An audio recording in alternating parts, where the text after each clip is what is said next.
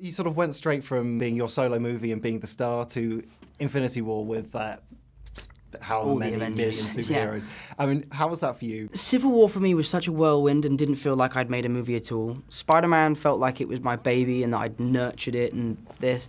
And then Avengers felt like I'd had quadruplets, you know, and I was suddenly like, oh my goodness, this is ridiculous, this is so crazy. So it was a pretty crazy experience for me, but you know, like, dreams come true, man. Who were you hanging out with on set? Chris Pratt and I got on really well. He's like the nicest guy and so funny. Yeah, so we found ourselves hanging out with each other a lot. More than anything else to do with the film, the speculation has been on Michelle and what her deal is. I mean, how have you dealt with that? You know, what's really cool is I actually got to do the character and do the work before the speculation came, so I didn't have that stress during the time of actually shooting. But I was... You know, it's fun, actually, to kind of watch all people's versions of what my character is, and I keep telling them I'm Michelle, and I promise you my name is Michelle. But, you know, it's fun. I mean, everybody will see when they see the movie, I'm Michelle. But it's fun. So the footage we've seen, tantalisingly small amount so far, but we saw kind of your phone camera footage, and it really makes it look like you've been on holiday. Like, how did that come together?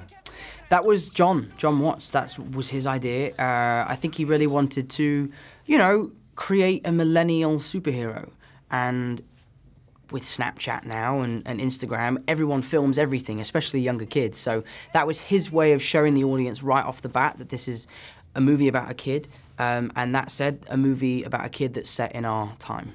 We also saw a bit of Michael Keaton's Adrian Toomes, and it feels like he might be kind of more relatable than previous villains we've seen in the past. A superhero movie's only as good as its villain, and we're just lucky that we have Michael Keaton, you know? But he definitely is a character that you can relate to because he is a grounded supervillain, you know? He's not a billionaire, he's not an alien or a monster, he's just a guy who has problems with what's happening in society and decides to fight back. So he really is a relatable character, and because he's so grounded, it's even more scary. Did Michael Keaton have any advice for you? I was explaining to him how I was keen to sort of ground Spider-Man's powers in reality, you know, never put him in a situation which is too unrealistic. And he agreed with me and told me that that's exactly what he tried to do with his Batman. So when I found out that that's what he did, I was very glad with my decisions in my creation of this character. Female characters in Spider-Man are notorious for having bad luck. Are you going to try and subvert that sort of damsel in distress? Well, in this movie, I'm not the love interest or the girlfriend or anything like that, so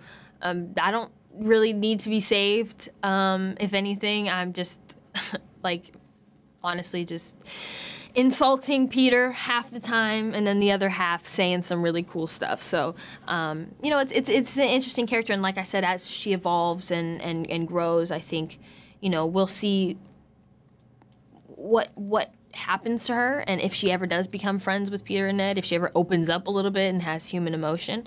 But, you know, it's nice. I like that she's weird. I like that she's different. And I think a lot of young people, especially young women, can relate to that. I think it's nice to see. It's refreshing.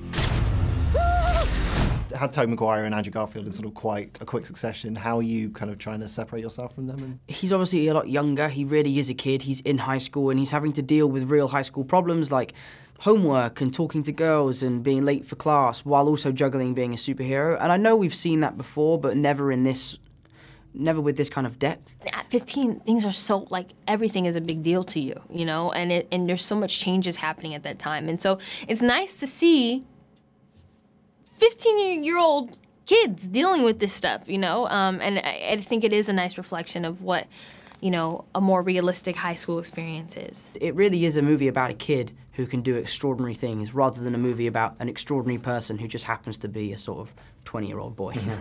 A lot of the MCU heroes now are in kind of at least in their mid-30s. Does this feel like a film for a different generation? Absolutely, absolutely. You know, Spider-Man is a film for, you know, as much the fans, but also kids. Spider-Man had a huge impact on my life when I was a kid, you know, so the fact that I get to have that same impact on younger kids and the younger generation is a huge honour, and I take it very seriously and something that I really, really want to get right and perfect. So, yeah, I'm very excited to continue doing this.